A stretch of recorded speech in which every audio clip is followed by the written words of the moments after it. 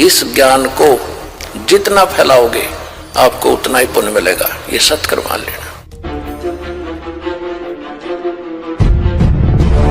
जीव हमारी जाति है, मानव धर्म हमारा, हिंदू मुस्लिम सिख ईसाई धर्म नहीं कोई न्यारा। अब क्या बताते हैं,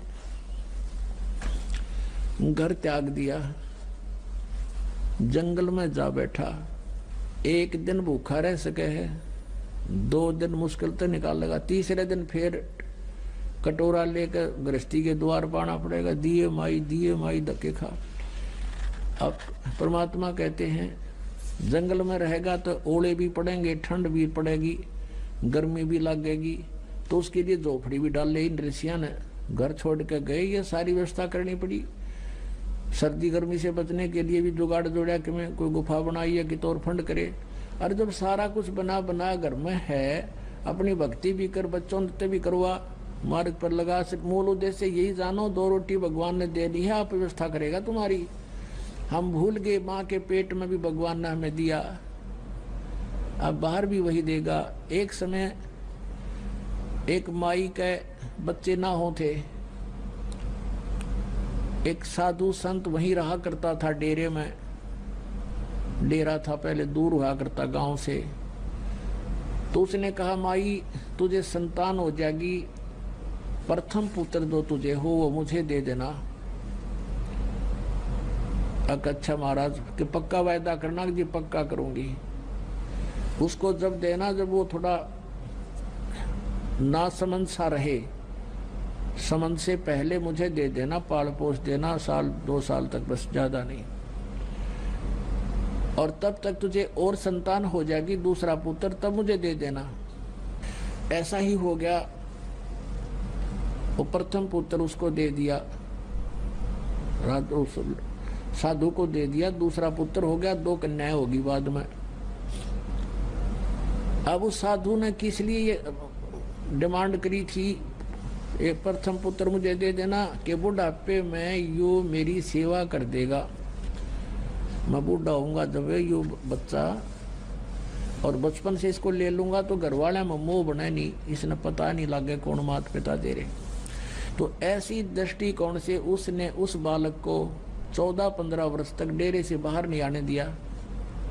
और डेरे में जो औरतें जाती थी, पहले एक रिवाज थी कि बूढ़ी ठहरी जाती थी, लड़की को नहीं जाने देते थे ऐसे।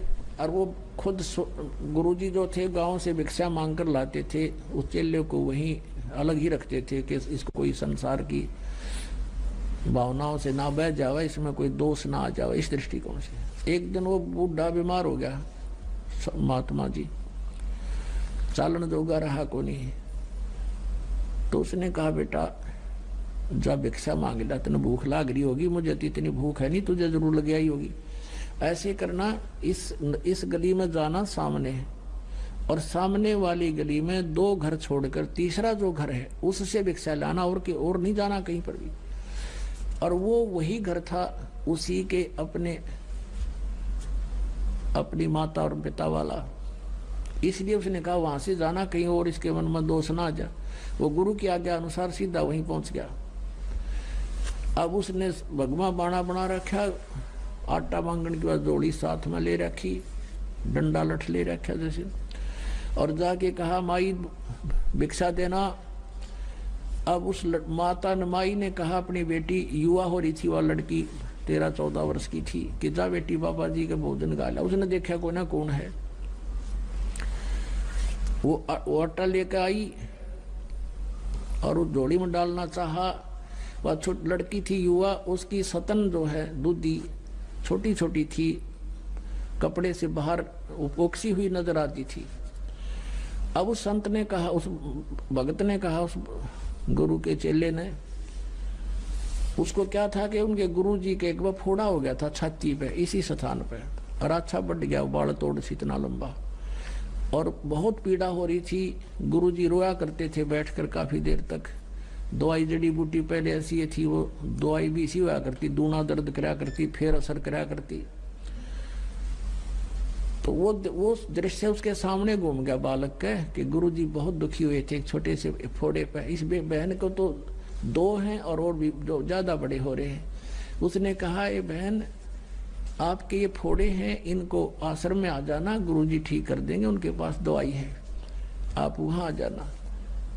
तो वो लागी गाल देन, ढेर इतना शर्म नहीं आती तो अपनी बहन के बोड़े फोड़े ठीक करवा ले, तो जो कर ले, 36 गाल सुना दी। अब वो असमंजस में पड़ गया, भैया बहन क्यों ऐसे बोल रही है। तब उसकी माँ आई, आवाज सुन के कहने लगी, भाई क्या बात होगी बाबा जी, क्या बात है बेटी, क्या कह दिया महात्मा ने। अग्नियों का जो दुष्ट बोला, आजा तेरे फोड़े ठीक करवा दूंगा आश्रम में।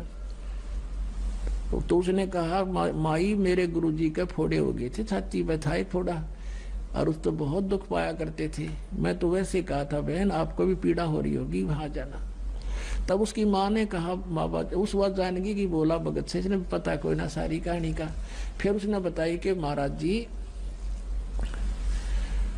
ये बेटी है मेरी, और फिर इसका विवाह होगा, ये फोड़े नहीं है, इसका विवाह होगा, विवाह होने के बाद इसका संतान होगी, और संतान जब होगी तो इन सतनों में दूध है उस बच्चे के लिए, इसलिए ला रखी भगवान ने कि उस बच्चे के लिए दूध आवेगा, इनमें दूध इससे पिया करेगा वो।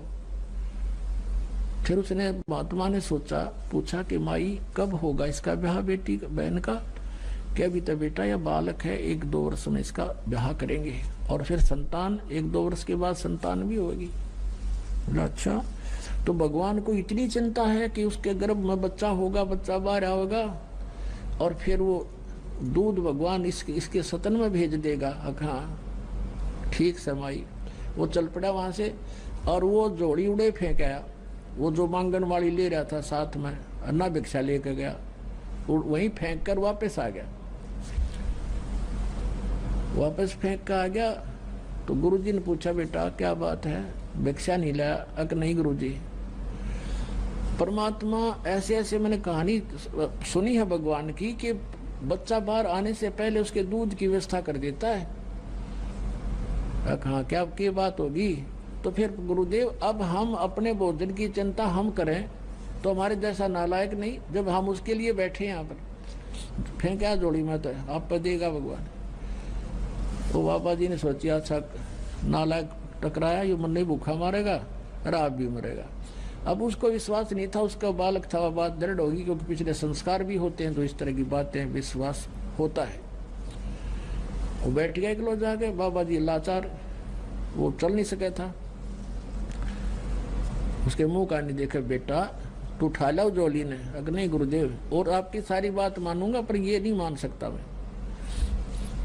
अब वहाँ गांव में, नगर में, उस गांव में पता चला कि भी बाबा जी बीमार हो गए, महात्मा तो बीमार हैं, और चेला नालायक से वह जोड़ी जड़े फेंक गया।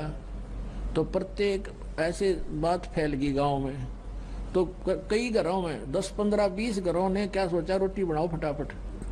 भोजन तैयार किया, खीर तैयार किया है, बढ़िया भोजन, सब्जी बनाई, रोटी दूध लेकर के और चल पड़े। वहां पहुंचे महाराज जी, पता लगा था भगत न वहां पर जोड़ी वहीं फेंका, थैला भी आटा नहीं लाया, और भोजन बना के लाए, खीर भी खिचड़ी भी, ले खा लो। बाबा जी ने सोची, भाई चलो रोटी तो खा, पहला जिसी खाई जा, राजा बेटा तो भी खा ले। बैठ के खान लग गया। आखा देखो, इतने में दूसरा आ गया, इतने में तीसरा आ गया, उधर लाइन लाएगी, 20 आ गए, न्यू ले लेकर रोटी, बाबा जी रोटी लाए, रोटी लाए।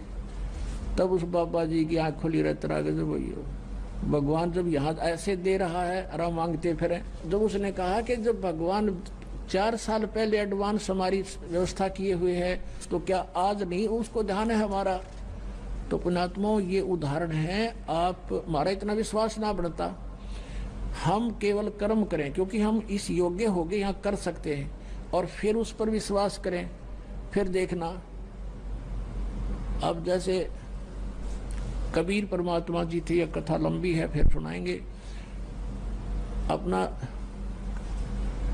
कपड़ा बुनते थे, जो मेहनताना आता था उसी से अपना परिवार पोषण करते थे। परमात्मा का अपना परिवार कोई नहीं था।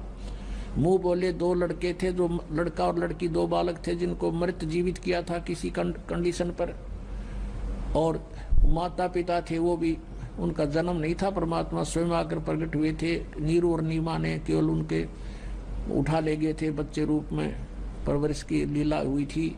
तो वो 4 सदस्य और थे, एक परमात्मा, उससे अपना गुजारा करते थे। और बाकी जो बचता था उसको भी पुण्य में लगाते थे। फिर किसी ने झूठी चिट्ठियां डाल दी थी, 18 लाख व्यक्ति आ गए थे वो एज ए गेस्ट। तो परमात्मा ने उन 18 लाख को 3 दिन तक मोहन भोजन खिलाए थे। कहते हैं कल्पे कारण कौन है, कर सेवा निकाम, और मन इच्छा फल देऊंगा जो पड़े मेरे ते काम। बोलो सतगुरुदेव।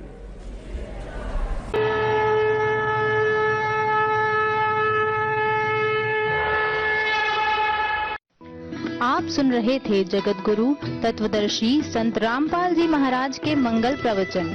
अधिक जानकारी के लिए संपर्क करें 8222-880-541, 8222-880-542, 8222-880-543, 8222-880-544।